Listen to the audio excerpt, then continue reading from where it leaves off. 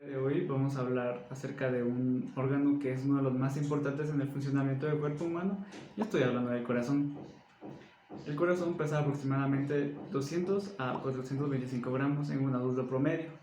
Es un poco más grande que una mano hecha en puño, mano de un adulto. Un adulto que no sea ni muy, no, que no presente problemas de sobrepeso ni que sea muy delgado. En promedio, al final de la vida de una persona, el corazón ha producido 3.500 millones de latidos. Al día late aproximadamente 100.000 veces y bombea 2 galones de sangre, lo que vendría siendo aproximadamente 7.5 litros. El corazón también está compuesto por 4 cavidades, que estas se dividen en dos, cavidades superiores y cavidades inferiores. A las cavidades superiores se les denomina aurículas y se dividen en izquierda y derecha. Y a las cavidades inferiores se les denomina ventrículos, los cuales también se dividen en izquierdo y derecho. De estos, las aurículas y los ventrículos están divididos por una pared. A esta pared se le denomina tabique, que es la que divide el ventrículo derecho del ventrículo izquierdo y a la aurícula derecha de la aurícula izquierda. Hablando ahora de forma más específica sobre el ventrículo izquierdo, sabemos que es la cavidad más grande y más fuerte del corazón. Esta tiene las paredes de este ventrículo tienen un grosor de solo media pulgada, pero tienen la fuerza suficiente para impeler la sangre a través de la válvula aórtica y al resto del cuerpo. Hablando de las válvulas, sabemos que el flujo de sangre es controlado por 4 válvulas, las cuales se encargan de mover la sangre dentro del corazón, y estas válvulas son la tricúspide, la pulmonar, la mitral y la aórtica. Empecemos a hablar de la tricúspide y sabemos que la válvula tricúspide controla el flujo sanguíneo entre la aurícula derecha y el ventrículo derecho. Ahora, hablando de la válvula pulmonar, tiene una función similar a la anterior mencionada, pero esta controla el flujo sanguíneo del ventrículo derecho a las arterias pulmonares, las cuales transportan a la sangre de los pulmones para que ésta pueda oxigenarse. La válvula mitral es la que permite que la sangre rica en oxígeno que proviene de los pulmones pase de la aurícula izquierda al ventrículo izquierdo.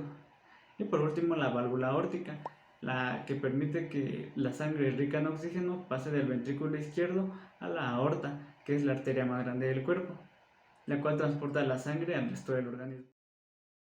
Hablamos ahora sobre el ciclo cardíaco. Esta es una secuencia de acontecimientos tanto mecánicos como eléctricos que se van a ir repitiendo en cada latido cardíaco. También es una secuencia de alternancia entre una contracción o relajación tanto de aurículas como de ventrículos para poder bombear sangre así al resto del organismo, donde va a comenzar al inicio de un latido cardíaco y va a terminar al inicio del siguiente. Este proceso se da a partir de la cuarta semana de gestación, donde el corazón ya comienza a contraerse.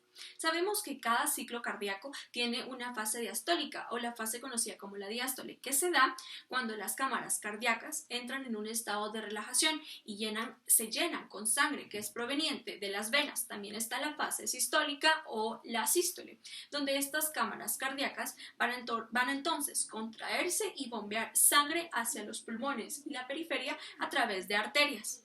Comenzamos con la diástole auricular, que ocurre algunos milisegundos antes de que exista una señal eléctrica en el nodo sinoauricular que va a llegar a la aurícula. Durante esta fase, la sangre entonces va a entrar en la aurícula derecha a través de las venas cava superior e inferior y la aurícula izquierda a través de las venas pulmonares, en el que en la primera parte de esta fase las válvulas auriculoventriculares van a estar cerradas y la sangre se va a acumular entonces en las aurículas. Luego va a existir un punto donde la presión en la aurícula va a ser mayor, por lo tanto la presión va a tener que viajar hacia el ventrículo del mismo lado, y esta diferencia de presión va a resultar en la abertura de las válvulas auriculoventriculares, que va a permitir así el paso de sangre hacia los ventrículos. Luego hablamos de la sístole auricular. El nodo sinauricular autónomo va a iniciar un potencial de acción que se va a propagar por todo el miocardio auricular y la despolarización eléctrica va a resultar entonces en la contracción simultánea de las aurículas, que por lo tanto van a forzar a cualquier sangre residual de las cámaras superiores a las cámaras inferiores del corazón, y la contracción auricular va a causar entonces un aumento aún mayor en las presiones auriculares. Asimismo está la diástole ventricular. Durante esta fase no va a existir un cambio en la cantidad de la sangre que existe en el ventrículo, pero sí va a existir una caída precipitada de la presión intraventricular. Sabemos que este es conocido entonces como la relajación isovolumétrica. Además, la presión ventricular va a volverse menor que la presión auricular y entonces las válvulas auriculoventriculares van a tener que abrirse, lo que va a resultar entonces en un llenado de los ventrículos con la sangre, que va a ser conocido como el periodo de llenado rápido de los ventrículos. Además, esto va a ser representado como la mayor parte de sangre que existe en los ventrículos antes de que puedan entonces así contraerse, y un pequeño volumen de sangre va a fluir entonces directamente hacia los ventrículos desde las venas cavas y pulmonares, que entonces va a ser conocido como la diástasis. Y por último, al final de la diástole ventricular, cualquier residuo de sangre que exista, que quedó en las aurículas, va a ser entonces así bombeado hacia los ventrículos. Y por último, hablamos sobre la sístole ventricular, en el que este periodo se refiere a la contracción de los ventrículos, en donde el impulso eléctrico va a llegar al nodo atrioventricular poco después de que se puedan polarizar las aurículas y baja por el haz de His y subsecuentemente a los ramos tanto derecho como izquierdo del haz, que van a ser las fibras de conducción. Estas fibras van a poder llevar los impulsos eléctricos a sus respectivos territorios ventriculares, llevando así a la contracción ventricular, y cuando el ventrículo entonces va a comenzar a contraerse, la presión va a superar a las de las aurículas correspondientes, resultando en este modo en el cierre de las válvulas atrioventriculares, y al mismo tiempo la presión no va a ser suficiente para poder abrir las valvas o válvulas semilunares, y cuando la presión ventricular entonces ya va a sobrepasar la presión en la vía de la salida, las válvulas semilunares ya van a comenzar a abrirse, que van a permitir entonces que la sangre abandone el respectivo ventrículo, y los ventrículos van a volver a entrar en un estado de relajación isovolumétrica, mientras que las aurículas continúan entonces llenándose, y de esta manera es como el proceso va a darse de nuevo y va a repetirse mientras que el individuo tenga vida. Por último, es necesario mencionar que tanto el cierre como la apertura de las válvulas cardíacas van a generar una serie de vibraciones y turbulencias en el flujo sanguíneo, que van a entonces propagarse por los tejidos y van a originar así una serie de ruidos que son reconocidos por un registro que se denomina fonocardiograma, en el que primero está el primer ruido. Este es producido por el cierre de las válvulas atrioventriculares en el inicio de la sístole ventricular, y luego tenemos el segundo ruido, que este es originado por el cierre de las válvulas semilunares al inicio de la diástole ventricular, en el que el segundo ruido se menciona que es menos sonoro que el primero y se conocen como el primer ruido el luf y el segundo ruido el duf. En la mayoría de los adultos, el latido de la punta del corazón va a ser visible aproximadamente en la línea medio clavicular en el quinto espacio intercostal, pero también en algunos pacientes se va a encontrar en el cuarto espacio intercostal. Este va a ser fácilmente enmascarado por algunos factores como lo es la obesidad, en el caso de las mujeres, las mamás grandes, y también por un importante desarrollo muscular. En algunos pacientes va a ser posible que el latido de la punta del corazón solo sea visible cuando el paciente se incorpore y el corazón va a quedar más cerca de la pared anterior.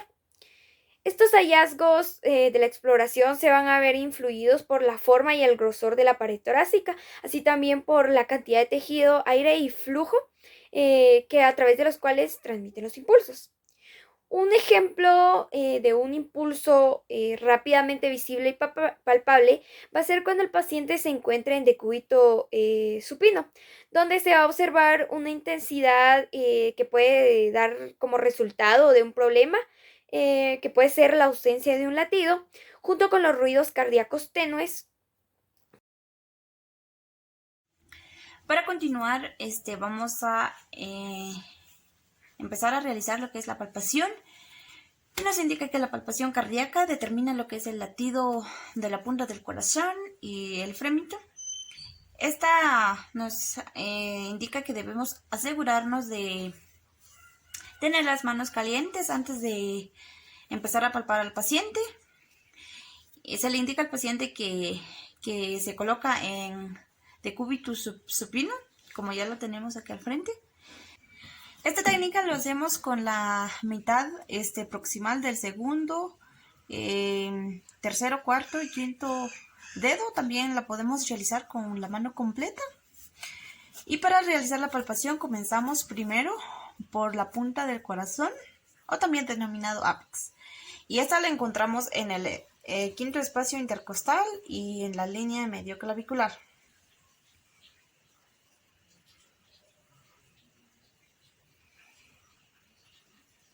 A esta la encontramos por acá.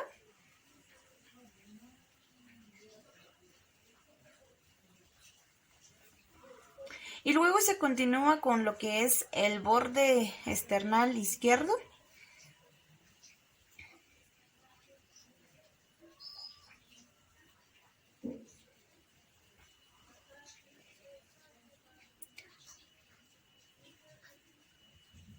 Y de último palpamos lo que es la base del corazón, que esa la encontramos más o menos por acá.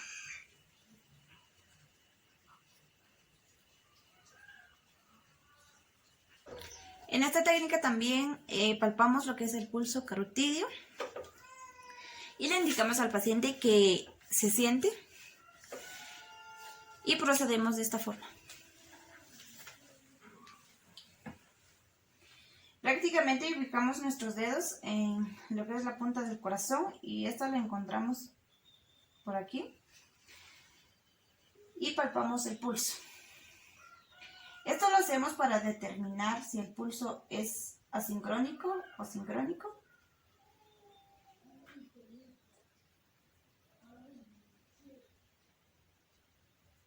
Y en este caso es sincrónico.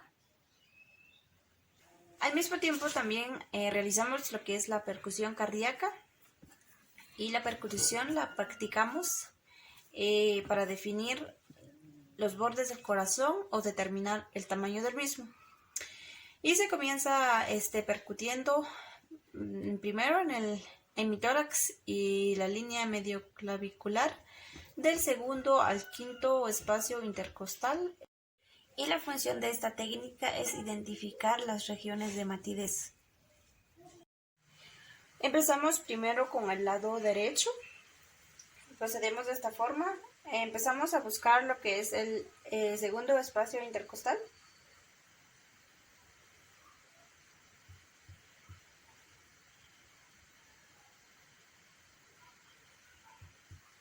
Aquí podemos determinar lo que es la resonancia pulmonar.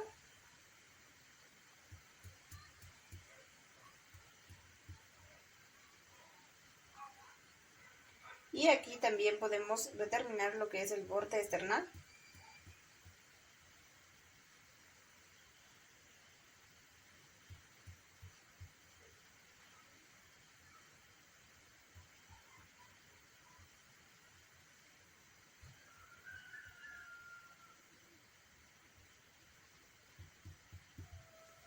Y luego pasamos del otro lado, que sería el lado izquierdo. Y esta lo podemos percutir en el hemitórax, específicamente en lo que es la línea axilar anterior. La podemos encontrar en la parte de aquí.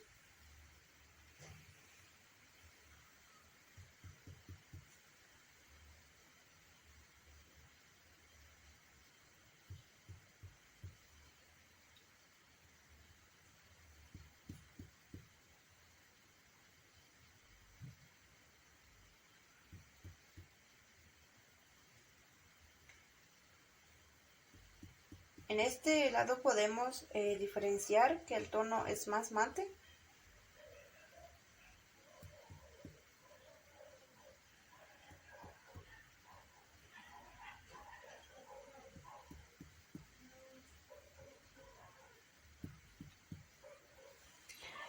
Y es así como realizamos lo que es la percusión.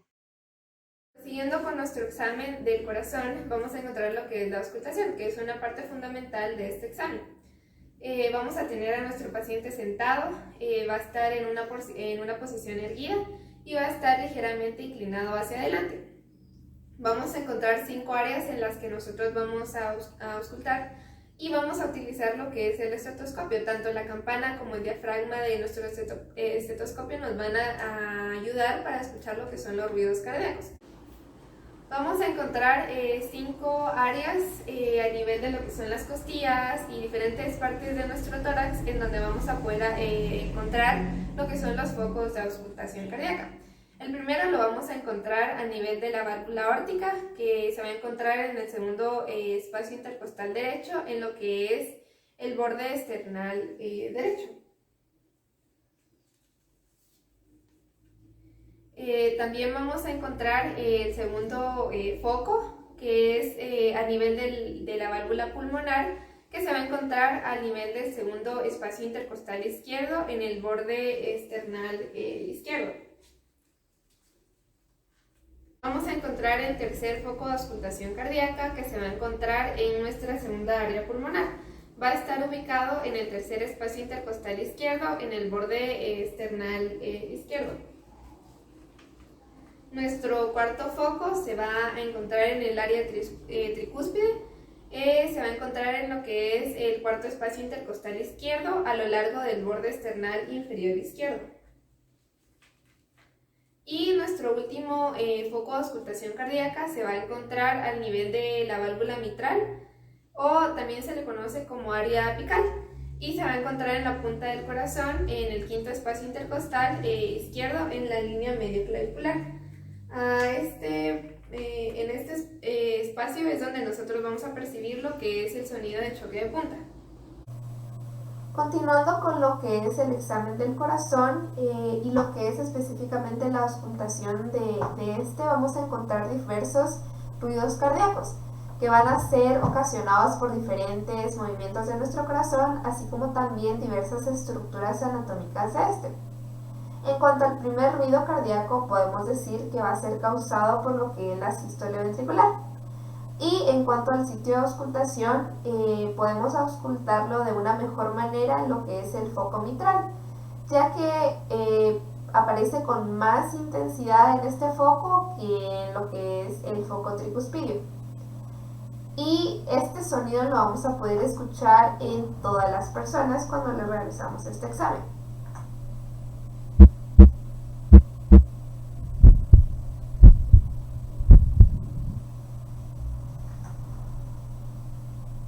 El segundo ruido cardíaco va a ser ocasionado por lo que es el cierre valvular aórtico y va a tener una característica de que va a ser más breve y más agudo que el primer ruido cardíaco.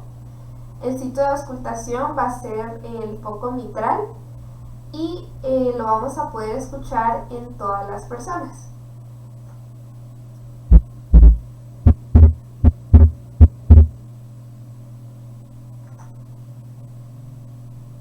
El tercer ruido cardíaco se va a poder escuchar de mejor forma en lo que es la diástole por la difusión ventricular. El sitio de auscultación va a seguir siendo el foco mitral, ya que se escucha de mejor manera en este sitio. Y en cuanto a algunas personas en donde lo vamos a poder encontrar, podemos decir que va a ser muy habitual en la niñez. También vamos a encontrarlo de manera muy frecuente en lo que son los adolescentes, y después de los 40 años vamos a decir que ya es muy raro encontrarlo y podríamos considerar este ruido como algo ya patológico.